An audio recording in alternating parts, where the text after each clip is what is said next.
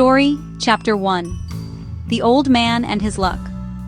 Santiago was an old fisherman, and the sea was his companion. His skin had grown dark and leathery from years beneath the burning sun. His hands were rough, cut, and scarred from pulling heavy fishing lines day after day. Yet, when people looked into his eyes, they did not see weakness. His eyes were as clear and bright as the sea itself, full of life and determination. For 84 long days, Santiago had gone out into the Gulf Stream and returned empty-handed. Not a single fish had been caught. In his small Cuban village, whispers began to spread. The younger fishermen, who still had luck, laughed at him quietly. They called him Salao, the worst kind of unlucky. Yet Santiago carried himself with dignity. He walked proudly with his fishing gear over his shoulder, his back straight, as if luck were something that could never truly defeat a man. Among all the people of the village, only one remained loyal to him, a boy named Manolin. The boy had fished with Santiago since he was just 5 years old. Now he was 12, strong and full of admiration for the old man. He loved Santiago like a grandfather. For 40 days, Manolin had fished with him, even when there was no catch. But finally, at his parents' order, he had joined another boat, a luckier boat that brought back fish. Still, every evening, when the other fishermen returned with their catch, Manolin would go to Santiago's small skiff. He would help the old man carry his nets, his gaff, and his harpoon. He would fold the patched sail. He would carry the old man's heavy lines, carefully coiled, and walk beside him. "Old man," the boy said one evening as they reached Santiago's hut, "you are the greatest fisherman I know. Someday, the luck will return to you." "It is better to be lucky," he said, "but I would rather be exact. When luck finally comes, I want to be ready for it." The boy nodded. He knew Santiago's words carried wisdom. To fish was not only luck, it was skill, patience, and courage.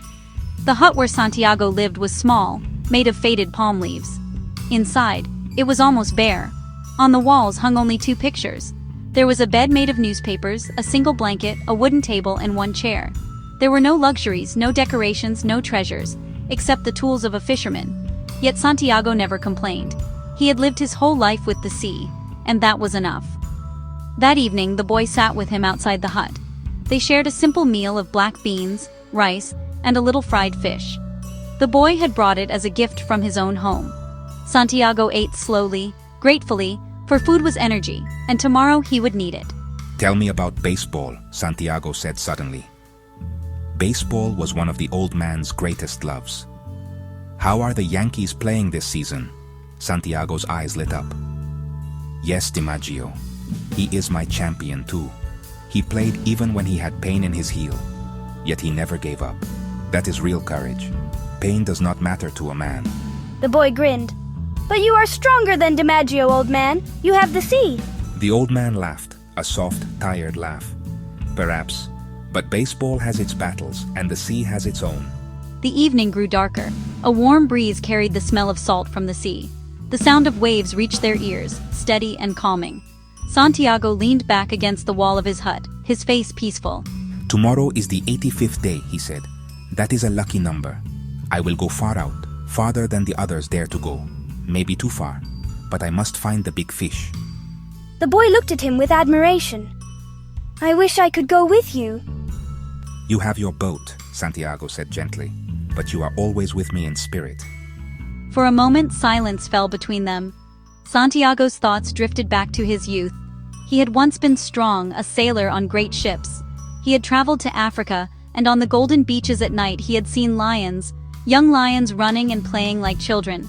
Those lions had never left his mind. Even now, in his old age, he dreamed of them. They reminded him of strength, youth, and freedom. "Do you know what I dream of, boy?" Santiago asked softly. "Yes," said Manolin. "You dream of lions." The old man smiled. "Yes, lions, always the lions." When the meal was finished, Manolin cleared the dishes and promised to bring food again tomorrow. Then he left for his parents' house. Santiago watched him go, feeling both proud and lonely. The boy had strength and future. The old man had only the sea. Later, Santiago lay down on his bed of newspapers. The hut was dark, but the sound of the ocean filled the silence. He thought of the coming day, of the deep waters, of the great fish that waited for him. He thought of Joe DiMaggio, who played through pain, and of the lions, who never feared. Slowly, he closed his eyes. Sleep came to him gently, and with it, the dream of lions. In his dream, they played freely on the beaches of Africa, their golden bodies shining in the sun. Santiago was young again, strong, fearless, full of hope, and as he dreamed, the old man smiled. Tomorrow would be the 85th day. His luck, he believed, was about to change.